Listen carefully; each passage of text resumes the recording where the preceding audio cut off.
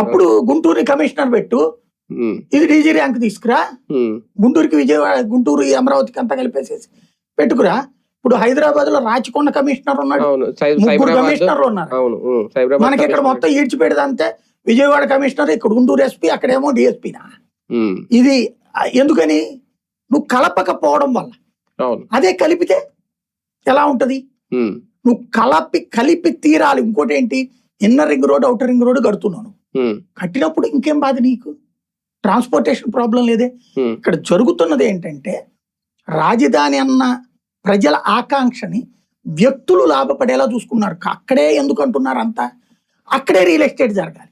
విజయవాడలో ఎందుకు జరగదు రియల్ ఎస్టేట్? గుంటూరులో ఎందుకు జరగదు రియల్ ఎస్టేట్? కొన్ని వ్యాపార పరంగా చూసుకున్నా సరే, నువ్వు ఇదంతా కలిపితే ఇదంతా జరుగుతుందిగా. ఇవన్నీ స్టక్ అయిపోయినాయి అమరావతి మూలంగా. అమరావతిలో కొనాలో లేదో తెలుసుకోలేకపోతున్నారు, ఇక్కడ కొంటే వేస్ట్లే అనుకుంటున్నారు.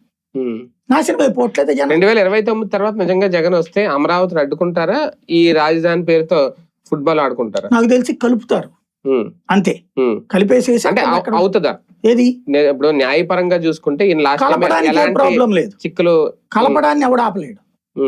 దాన్ని ఓన్లీ ప్రాబ్లం వల్ల ఏంటంటే, ఇంతకు ముందు ఉన్నటువంటిది అప్పుడు 3 రాజధానులు అన్న బిల్లు తప్పు. ఆ బిల్లుని అసెంబ్లీలో పెట్టినప్పుడు తప్పు చేశారు మండల్లో. ఆ తప్పుల వల్ల వెనక్కిపోయింది. అంటే మరి ఇప్పుడు బిల్లు పెట్టకుండా ఇప్పుడు బిల్లు పెట్టేయచ్చు. అమరావతి ఇది ఇప్పుడు వీళ్ళు నోటిఫై చేసేయాలి. నాకు తెలిసి వీళ్ళు చేసేస్తారు, రేపు ఎలక్షన్స్ ముందు చేసేస్తారు. బలం ఉంటది. వీళ్ళు గనక ఓన్లీ ఆ 29 గ్రామాలు అంటే గనక ఖచ్చితంగా చాలా పెద్ద దెబ్బ అవుతుంది. రేపొద్దున ఈయన బిల్లు పెట్టడం సాధ్యం. ఇతను కనుక ప్రెషర్ పెట్టాడు అనుకోండి, విజయవాడ గుంటూరుని కలిపి ఒక నగరం కింద అమరావతి కింద చేసేస్తే అప్పుడు వీళ్ళ మార్కే ఉంటది, మేమే చేసామని చెప్పుకోవడానికి ఉంటది. అలా చెప్పుకోకపోతే అమరావతి అనే నా పట్టణంలోకి విజయవాడ గుంటూరు కార్పొరేషన్లని, ఈ మున్సిపాలిటీలు ఇవన్నీ కలుపుతాడు, మచిలీపట్నంతో సహా కలుపుతాడు అతను. హెడ్ క్వార్టర్ అంతే, మొత్తం కలిపిన హెడ్ క్వార్టర్. నువ్వు ఎక్కడే ఉండాలని ఏం రూల్ లేదు కదా.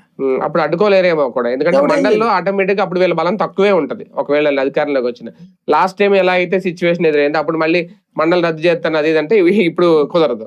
మళ్ళీ ఆ పరిస్థితి